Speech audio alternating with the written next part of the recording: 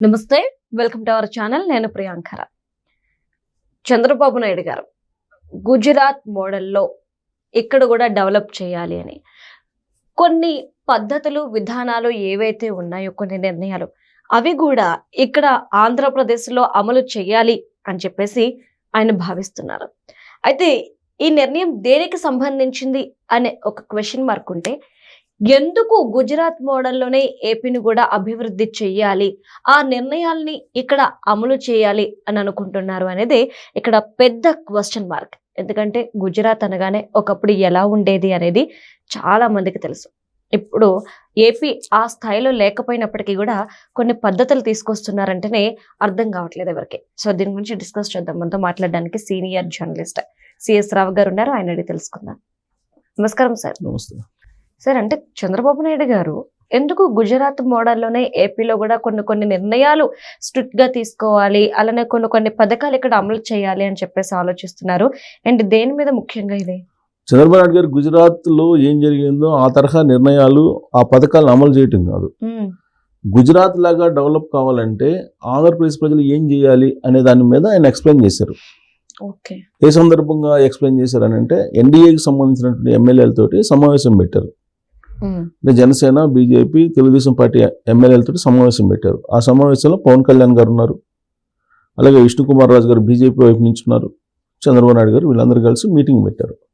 Meeting పెట్టి మనం ఎలా ముందుకు వెళ్ళాలి, కూటమి కలిసి ఇప్పుడు వరకు నడిచింది. ఆల్మోస్ట్ 20 నెలల పాటు కూటమి ఎక్కడా కూడా పొరపచ్చాలు లేకుండా నడిచింది.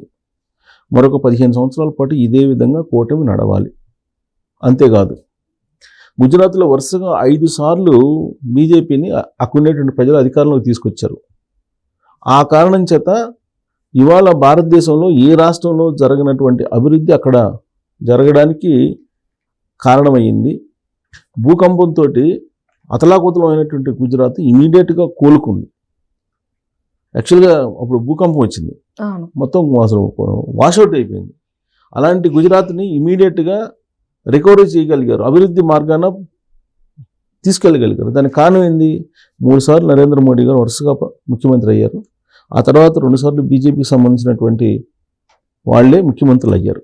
అంటే 5 సార్లు గుజరాత్ ప్రజలు బీజేపీకి వరుసగా అధికారాన్ని ఇచ్చారు. ఆ కారణం చేత అక్కడ అభివృద్ధి అనేది సాధ్యమైంది. ఈ విషయాన్ని ఆంధ్రప్రదేశ్ ప్రజలకి తెలియజేయాలి.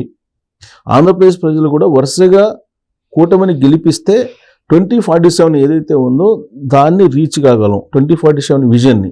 అలా కాకుండా 2019లో ఏదైతే జరిగిందో మిస్ఫైర్, అలాంటి మిస్ఫైర్ జరిగితే ఆంధ్రప్రదేశ్ మళ్ళా వెనక్కి పోవాల్సి వస్తుంది. కాబట్టి అలాంటి అవకాశం ఇవ్వకూడదు ప్రజలు. అలాగే ప్రజలు ఇవ్వకుండా మనం వాళ్ళని గైడ్ చేయాలి అనేటువంటి ఒక డైరెక్షన్ ఇస్తూ, ఇప్పుడు ఉన్నటువంటి ఎమ్మెల్యేల్లో 40 మంది పర్ఫార్మెన్స్ బాగలేదు. ఈ 40 మందికి గతంలో అనేకసార్లు చెప్పాను, ఈ 40 మంది ఎమ్మెల్యేలు పనితీరు మార్చుకోవాలి. పనితీరు మార్చుకోకపోతే మేమే మార్చుకోవాల్సి వస్తుంది, మేమే మార్చాల్సి వస్తుంది. కాబట్టి మీరు గమనించండి అని చెప్పేసి ఎమ్మెల్యేలకు సంబంధించి ఎవరెవరైతే పర్ఫార్మెన్స్లో వెనకబడి ఉన్నారో వాళ్ళందరికీ కౌన్సిలింగ్ ఇవ్వడానికి చంద్రబాబు నాయుడు గారు రెడీ అయ్యారు. అసెంబ్లీ సమావేశాలు ప్రజెంట్ జరుగుతున్నాయి, బడ్జెట్ సమావేశాలు. ఈ బడ్జెట్ సమావేశాల సందర్భంగా ఎమ్మెల్యేలు పిలిచి ముఖాముఖి 1-to-1 కూర్చోబెట్టి చంద్రబాబు నాయుడు గారు కౌన్సిలింగ్ ఇచ్చడానికి సిద్ధమయ్యారు. ఎందుకు సిద్ధమయ్యారంటే, గుజరాత్ మోడల్లో అభివృద్ధి జరగాలంటే వరుసగా 5 సార్లు గెలవాలి, కూటమి ప్రభుత్వం రావాలి. అది రావాలంటే ఈ 40 మంది మారాలి. ఎవరైతే పూర్ పర్ఫార్మెన్స్లో ఉన్నారో ఎమ్మెల్యేలు వాళ్ళు మారాలి. వాళ్ళు మారితే అప్పుడు అభివృద్ధి అనేది అంతా కనిపిస్తూ ఉంది. అలాగే ప్రజల్లో ఈ 40 మంది ఎమ్మెల్యేలు ఎవరైతే వెనకబడినారో వీళ్ళు ప్రజల్లోకి వెళ్ళకపోతే కనుక రాబోయే రోజుల్లో ప్రజలు కూడా అంతే దూరాన్ని మెయింటైన్ చేస్తారు కదా అభ్యర్థులకి, ఎమ్మెల్యేలకి. అది కూటమికి నష్టం. కాబట్టి మీరు ఈ 40 మంది ఖచ్చితంగా మీరు ప్రజల్లోకి వెళ్ళాలి. ఎలా వెళ్ళాలి, ఏం చేయాలి, మీ పర్ఫార్మెన్స్ ఎక్కడ లోపాలు ఉన్నాయి అనేది చెప్తానని చెప్పారు. పవన్ కళ్యాణ్ గారు కూడా డైరెక్షన్ ఇచ్చారు అదే మీటింగ్లో. ఏమిచ్చారు? కూటమిని చీల్చాలని చెప్పి వైఎస్ఆర్ కాంగ్రెస్ పార్టీ రకరకాల ప్రయత్నాలు, జిమ్మికులు చేస్తూ ఉంది. మీరు జాగ్రత్తగా ఉండాలి, చాలా జాగ్రత్తగా ఉండాలి. ఒకవేళ ఏదైనా మీకు ఇబ్బందులు కలిగితే లేదా మీకు ఏమైనా అవగాహన లోపం భేదాభిప్రాయాలు ఉంటే మీరు రహస్యంగా పరిష్కరించుకోండి, అంతే తప్ప రోడ్డును పడద్దు. మీరు మాట్లాడుకొని మీరు 4 గోడల మధ్య పరిష్కరించుకోండి, అంతే తప్ప మీరు రోడ్డును పడితే రాష్ట్రానికి నష్టం జరిగింది. మీరు గుజరాత్ను గుర్తుపెట్టుకోండి, గుజరాత్ అభివృద్ధిని గుర్తుపెట్టుకోండి. గుజరాత్లో ఏ విధంగా ప్రభుత్వం స్థిరమైనటువంటి ప్రభుత్వాన్ని ఏర్పాటు చేసినందువల్ల పారిశ్రామికవేత్తలు వచ్చారు. అక్కడ ఇప్పుడు మొత్తం నగరాలు వరుసగా మహారాష్ట్ర నుంచి కూడా అక్కడికి వెళ్ళేతున్నటువంటి డొలెరా నగరం ఉంది. అక్కడ ఒక పెద్ద నగరం అక్కడ వస్తుంది. అక్కడ అసలు ఆ నగరాన్ని చూస్తే ప్రపంచంలో ఎక్కడ అధునాతనమైనటువంటి టెక్నాలజీ తోటి లేనటువంటి నగరం అక్కడ కనిపిస్తుంది. డొలెరా నగరం మొత్తం అండర్ గ్రౌండ్లో ఉంటాయి. మొత్తం ఇది ఎలక్ట్రిసిటీ, వాటర్ పైపులు, వాటర్ కూడా మొత్తం కిందే. అసలు ఎక్కడి నుంచి వాటర్ వస్తున్నాయి కూడా తెలియనటువంటి పరిస్థితి అక్కడ. అలాంటి అధునాతనమైన టెక్నాలజీ తోటి ఆ నగరాన్ని నిర్మిస్తున్నారు. దానికి కారణం ఏంటి? వరుసగా బీజేపీ ప్రభుత్వం అక్కడ రావడం, అక్కడ ఉండే ప్రజలు బీజేపీ ప్రభుత్వాన్ని ఆదరించడం. అలాగే ఇక్కడ కూటమి ప్రభుత్వాన్ని కూడా ఆదరించాలని అంటే ప్రజలు ఊరికి ఆదరించమంటే ఆదరించరు. మనం పర్ఫార్మెన్స్ ఇవ్వాలి, మన పర్ఫార్మెన్స్ చూపించాలి వాళ్ళకి. ప్లస్ మనం చేసిన దాన్ని వాళ్ళకి అర్థమయ్యేటట్టు చెప్పాలి. ఆ బాధ్యత కూడా ఎమ్మెల్యేలు తీసుకోవాలి. క్వాంటమ్ టెక్నాలజీ వస్తుంది, దీని గురించి మీరు ఏమైనా ప్రజల మధ్యలో తీసుకెళ్లారా? క్వాంటమ్ టెక్నాలజీ మారుమూల గ్రామంలో ఉండేటువంటి ఒక రైతు కూలీకో అర్థమవుతుందా? కాదు. అర్థమయ్యేటట్టు మీరు చెప్పాలి. ఇదేదో చదువుకున్న వాళ్ళకి పరిమితము క్వాంటమ్ టెక్నాలజీ అని చెప్పి అనుకోవడానికి లేదు. అలాగే ఏఐ డేటా సెంటర్ వస్తుంది. ఈ డేటా సెంటర్ కారణంగా మాకే వచ్చిందని చెప్పి రైతు కూలీ అనుకునే అవకాశం ఉంది. కాదు, అది మనకు ఉపయోగపడుతుంది, వ్యవసాయంలో ఉపయోగపడుతుంది అనేది తెలియజెప్పాల్సిన బాధ్యత ఉంది. అలాగే వాట్సాప్ ద్వారా 1000 పైగా సేవలు అందిస్తున్నాం. మీరే దాన్ని ఉపయోగించట్లా, ప్రజలకు ఏం చెప్తారు? ఇవన్నీ ప్రజలకు కనుక అలవాటు చేస్తే మన ప్రభుత్వం పనిచేస్తుంది అనేటువంటి ఫీలింగ్ ప్రజలకు కలుగుతుంది. అప్పుడు మళ్ళీ ఆదరిస్తారు. అలా కాకుండా మీ పాటికి మీరు ప్రజలకు దూరంగా ఉంటూ, నా పాటికి నేను విధానపరమైన నిర్ణయాలు తీసేసుకొని అభివృద్ధి దిశగా మేము వెళ్తూ ఉంటే మధ్యలో ప్రజలకి మనకి గ్యాప్ వస్తుంది. ఇది మంచిది కాదు. ఈ గ్యాప్ని తొలగించడానికి ఆల్రెడీ క్లస్టర్స్ ఏర్పాటు చేసాం పొలిటికల్గా. వాటి బూత్ లెవెల్ కల్లా ఇది వెళ్ళిపోవాలి.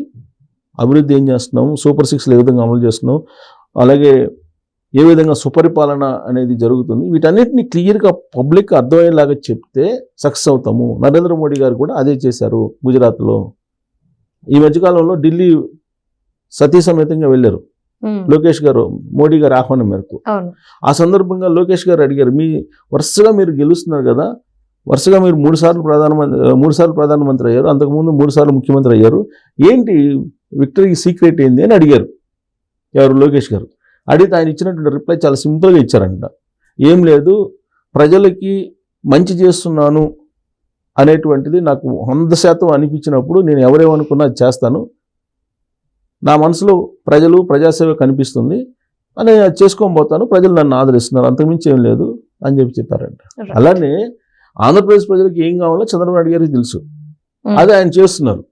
చేసిన దాన్ని ప్రజలకు తీసుకెళ్లాల్సిన బాధ్యత ప్రజల వద్దకి ఎమ్మెల్యేల మీద ఉంది. అది చేస్తే ఆటోమేటిక్గా కూటమి ఏదైతే పవన్ కళ్యాణ్ గారు అనుకుంటున్నారో, చంద్రబాబు గారు అనుకుంటున్నారో, ఖచ్చితంగా 5 సార్లు ఇస్తారు ఆంధ్రప్రదేశ్ ప్రజలు. 2014 నుంచి 19 వరకు ఏం జరిగింది? చంద్రబాబు నాయుడు గారు చేసినటువంటి పరిపాలన ఏదైతే ఉందో దాన్ని మిస్లీడ్ చేశారు. ఎవరు? ప్రత్యర్థులు. మిస్లీడ్ చేసిన దాన్ని ప్రజలకు అర్థమయ్యేలాగా చెప్పలేకపోయారు. ఆ రోజున తెలుగుదేశం పార్టీ అప్పుడు కూడా కూటమే చెప్పలేకపోయారు. దాంతో ఇవన్నీ గ్రాఫిక్స్ అనుకున్నారు. చంద్రబాబు నాయుడు గారిని ఓడించారు 2019లో. సీన్ కట్ చేస్తే ఎంత నష్టం జరిగిందో అర్థమైంది. సో ప్రజలకు కూడా తెలుసు. ఇప్పుడు ఒకవేళ పొరపాటున మనం ఈ ప్రభుత్వాన్ని కాదని ప్రత్యామ్నాయంగా వేరే దాన్ని తీసుకొస్తే అభివృద్ధి అనేది ఎలా ఆగిపోతుంది అనేది వాళ్ళకి అవగాహన వచ్చింది. ఇప్పుడు 2019 నుంచి 2024 వరకు చూశారు కాబట్టి.